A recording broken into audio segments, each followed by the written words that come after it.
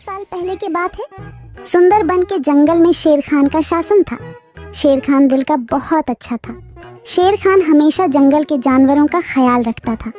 एक सियार शेर खान का वफादार मंत्री था। वह जंगल में घूमता और सारे समाचार लाकर शेर खान को देता रहता था। एक दिन सियार शेर खान के पास आया और कहा, महाराज, जंगल के सभी जानवर कह रहे हैं आपके बाद इस सिंहासन पर कौन बैठेगा, इसीलिए ये सब कह रहे हैं कि आपकी शादी हो जानी चाहिए, क्योंकि आपका संतान ही आगे चलकर इस जंगल का राजा बनेगा।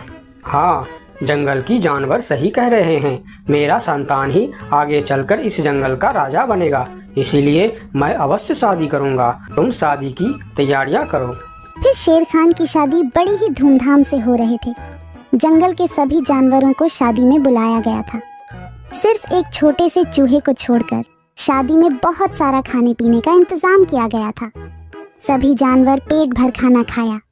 इधर चूहा को निमंत्रण ना मिलने के कारण वह बहुत गुस्से में था।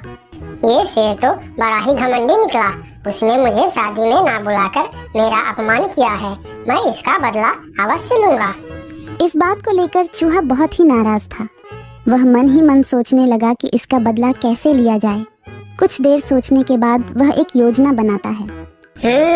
मैं भी शादी करूंगा। हाँ, मैं भी शादी करूंगा। बड़ी धूमधाम से शादी करूंगा और शादी में उस शेर को छोड़ के सभी को आमंत्रित करूंगा। हाँ, यही ठीक रहेगा। फिर चूहे ने शादी करने का फैसला कर लिया और वह अपने लिए एक दुल्हन ढूंढने निकल पड़ा। थोड़ी दूर जाने के बाद उसे एक दुल्हन दिखाई पड़ा। फिर चूहे ने उसके पास जाकर कहा, शादी तो मैं कर लूं, लेकिन इसके साथ से तो मैं बिल्कुल नहीं शादी करूंगा।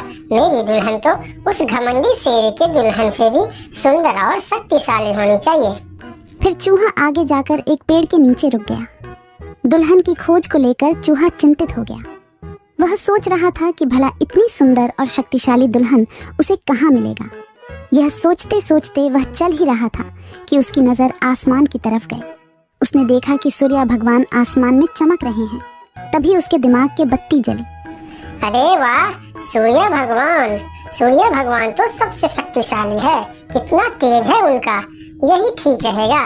उनकी बेटी सुंदर भी होगी और शक्तिशाली भी। फिर चूहा एक पेड़ के नीचे ध्यान लगाते हुए बैठ गया और सूर्य भगवान को तपस्या करने लगा। ओम सूर्याय नमः, ओम सूर्याय नमः, ओम सूर्याय नमः। इधर चूहे को तपस्या करते हुए देखकर सूर्य भगवान बहुत आश्चर्य हुए कि यह नन्हा सा चूहा उनकी तपस्या क्यों कर रहा है। फिर सूरज भगवान चूहे के सामने प्रकट हुए। बोलो नन्हे से चूहे, तुम मेरे तपस्या क्यों कर रहे हो? क्या चाहिए तुमको?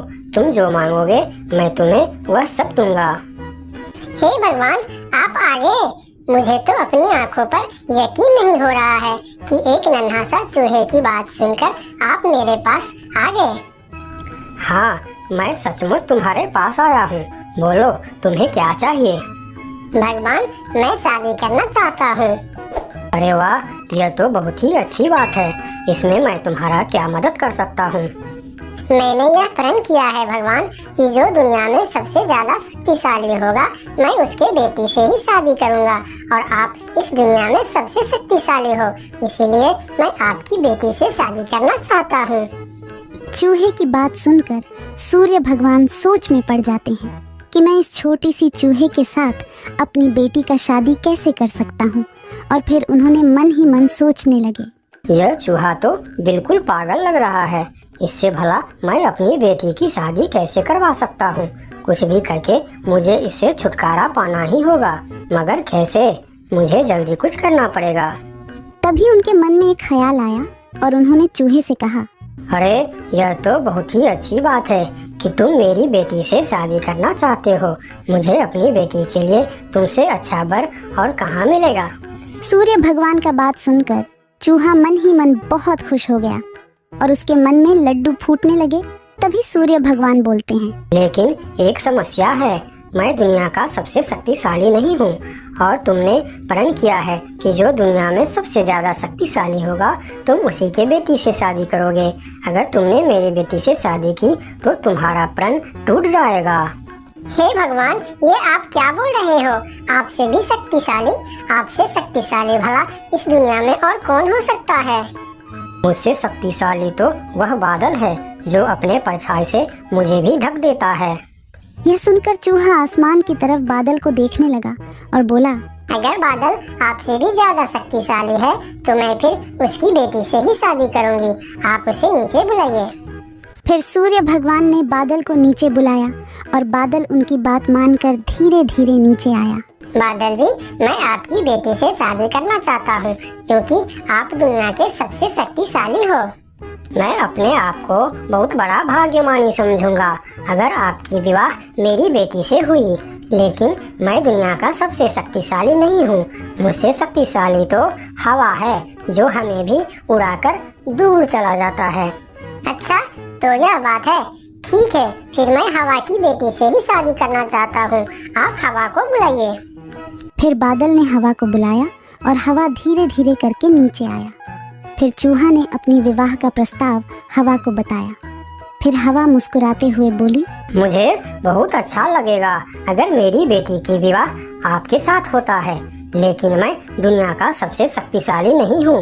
मुझसे शक्तिशाली तो पर्वत है जो हमारे हवा के झोंकों को भी रोक देता है। आप उनकी बेटी से ही शादी कीजिए। फिर पर्वत को भी बुलाया जाता है और चूहे ने पर्वत के सामने भी अपना प्रस्ताव रखता है। पर्वत जी, आप दुनिया का सबसे शक्तिशाली है और मैं आपकी बेटी से शादी करना चाहता हूँ। क्या आपको कोई ऐतराज है? मुझे भला क्या ऐतराज हो सकता है? आप मेरी बेटी से विवाह करना चाहते हैं, यह बहुत ही अच्छी बात है, लेकिन मैं भी दुनिया का सबसे शक्तिशाली नहीं हूँ। ये आप क्या कह रहे हैं? मैं यकीन नहीं कर सकता कि आपसे शक्तिशाली भी दुनिया में और कोई होगा। हाँ है, मेरे शिखर पर एक मोटा सा चूहा रहता है।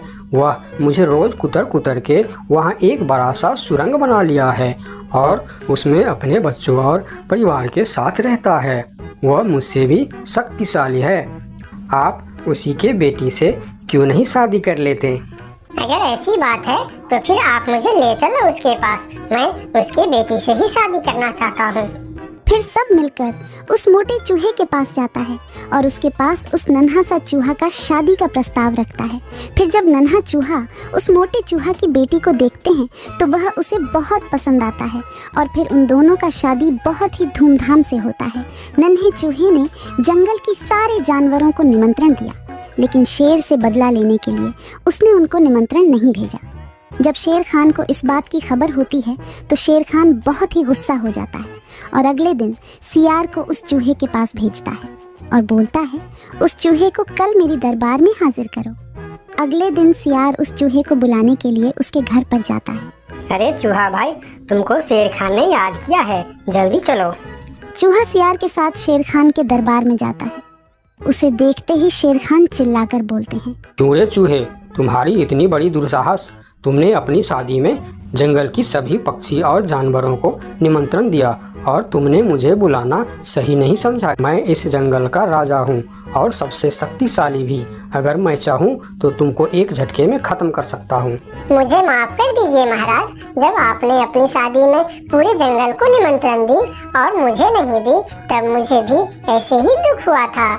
यही एहसास दिलाने के लिए मैंने आपको निमंत्रण नहीं दिया। मुझे माफ कर दीजिए। क्यों रे सियार, तूने ऐसा क्यों किया? मैंने तो तुमको बोल दिया था कि जंगल के कोई भी पशु पक्षी छूटनी नहीं चाहिए। फिर तुमने इस चूहे को निमंत्रण क्यों नहीं दिया? मुझे माफ कर दीजिए महाराज, गलती हो गई। मैंने सोचा यह छोटा सा जीव, इसको क्या निमंत्रण देने का, इसलिए मैंने इसे छोड़ दिया था। मुझे आप माफ कर दीजिए। ठीक है, अगले बार से ध्यान रखना। मेरे लिए जंगल का हर जीव एक जैसा है।